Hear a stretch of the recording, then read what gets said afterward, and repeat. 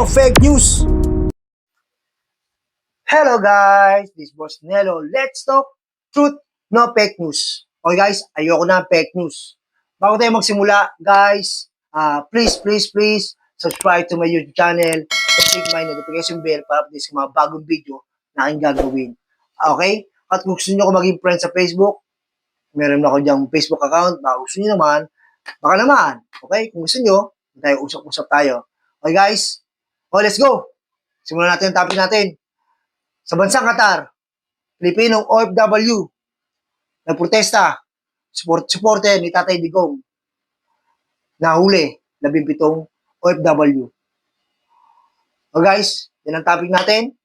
At bago natin gawin yun, siyempre, meron tayong papanoodin muna. Lalagay ko na po sa screen. Panoodin natin.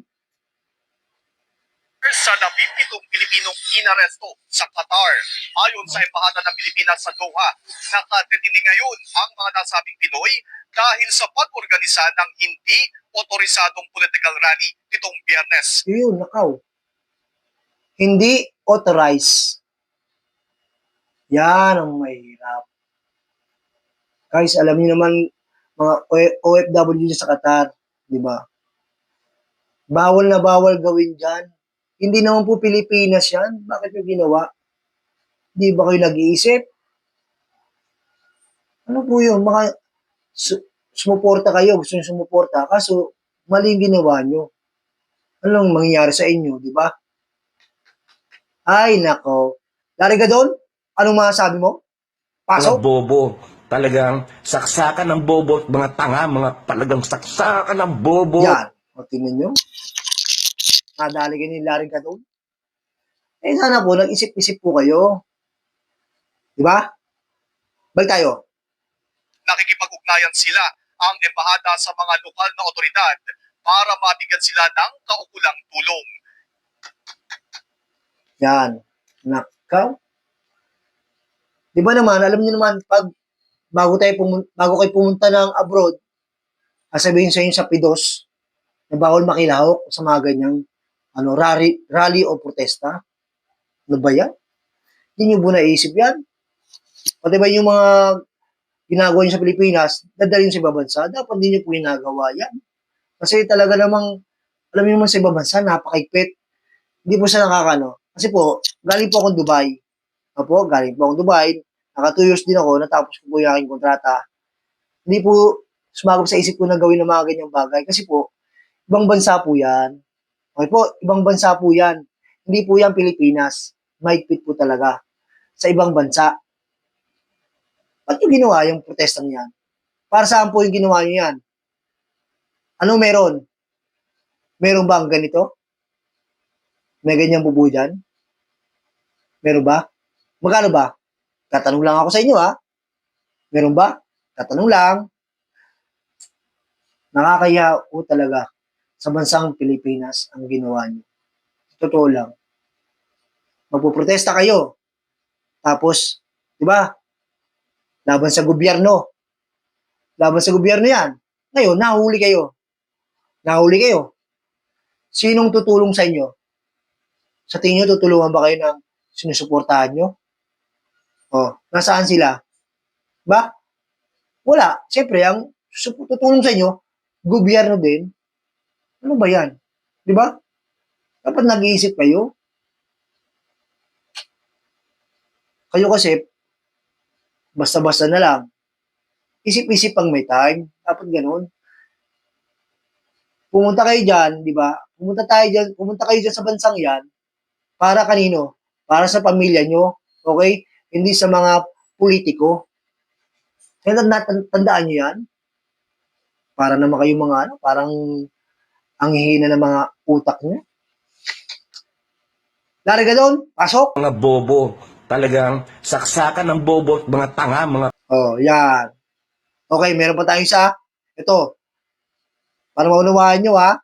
Real talk ni Sir Arnel Ignacio. Panoodin natin.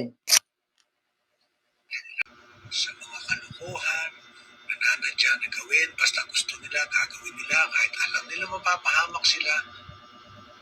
Utang na loob naman, alam nyo, di na ho namin malaman kung paano pa kayong i-remind, paano pa kayong asikasuhin, paano pa namin kayong pagsisilbihan. Nakaw. Diba? Mayroong magpapanggap ng mga prostitute nandiyan sa Sharjah, mas magugubag iti-tiktok nyo pa. Diba?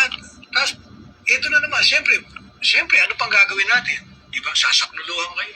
Oh. Yung iba, makikipag-away pa dahil pinagpipilitan Tulungan mag-cross kayo. country sila. Kahit na mapapahamak, pag napahamak naman, magsususumbong na naman kayo sa lahat ng mga television station, radio, pagkatapos iibahin nyo naman yung kwento, hindi nyo ikikwento yung kalokohan ninyo. Diba? Yung iba na pagtripan lang lumipad, tinignan lang kung ano meron doon, pagkatapos kung ano-ano na mga sasabihin, magpupumilit umuwi. Alam niyo, paano ko ba natin talaga kayong aasikasuhin? Recently, meron nag-shoplift sa Singapore. Ang rason sa akin, umamin naman, bakit kailangan pang imbestigahan? Ano ho ba tayo? Di ho ba tayo nahihiya sa mga pinagagawa natin? Tandaan nyo. Oh, mahiya Pag naman kayo. Bansa, nagtrabaho kayo dyan, para kayo ambassador ng ating bansa, Yan, oh. Pilipinas. Yan ang nire-represent nyo. Yung ibang lahi, doon na nakikita yung mga kalakuhan ng mga ginagawa nyo. Akala lang, ganyan tayong lahat. Diba? Yan. Boyfriend, papabuti Titigil natin sa muna. lugar Pause natin. na yan ay haram o bawal. O yan. Di ba? Yung mga matitinong OFW, madadamay sa inyo dahil sa ginawa nyo. Paano kung may ban kayo dyan sa Qatar? O, may ban ng mga OFW, nadadamay ang matitino na tao. Balik kayong kayo lang, okay lang. Matanda na kayo, dapat nag-iisip po kayo. Ganun dapat. Pasensya na po talaga, medyo, siyempre, na-experience ko maging OFW, kaya, ewan ko. Hindi ko alam kung bakit nyo ginawa yan. Ang tuloy. Tapos kapag ka napahamak, kung ano sasabihin, kayo yung lagi mas matapang eh. Ako yung mga OFWs na matino, na nagtatrabaho ng mahusay, nadadamay eh. O yan. Hindi naman ho, porke sinabi kayo ay bagong bayan. Madamay. Lisensya yan para gumawa na kayo lahat ng gusto ninyo kahit mapapahamak. Diba? Kapatuloy natin. Hanggang saan nyo ba na gustong Cut natin, bigyan ng cut. aming lakas para kayo ipagsilbi? Yan. Oh. Ano? Dapat iniisip niyo muna mabuti kung anong gagawin niyo. Hindi po yan Pilipinas. Tandaan niyo, hindi po yan Pilipinas. Ibang bansa. Ang ibang bansa, napakigpit ng mga patakaran. Okay? Mahigpit ang batas dyan. Dapat nag-isip kayo. Ngayon, anong gagawin? Sinong tutulong sa inyo? Gobyerno pa rin. O di ba? Ganun naman. Gobyerno pa rin tutulong sa inyo. Tutulong ba ang mga politiko sa inyo? Yung mga sinusuportahan nyo? Saan? Di ba? Wala. Pasensya na kayo ha. Ako talagang hindi naman ako sa inyo. Siyempre, naawa rin ako sa inyo. Okay ako siyempre, pinalabas nyo lang yung naramdaman nyo. Pero, mali. Di ba? Mali yung ginawa nyo. Kasi, bawal talaga dyan. Kaya, wala tayong magagawa. Harapin nyo na lang po ang inyong ginawang problema. Okay? Nakakaawa. Problemado ang gobyerno, problemado ang pamilya nyo. Okay po? O sige, hanggang dito na lang po. Talagang nakakaya. Okay? Nakakaya po talaga. At, okay po. Maraming salamat sa panonood sa akin. Okay? Comment na lang po kayo kung ano yung mga gusto nyong sabihin. Okay? At huwag niyo po kalimutan, please, subscribe to my YouTube channel and click my notification bell para sa mga bagong video na aking gagawin. Okay po?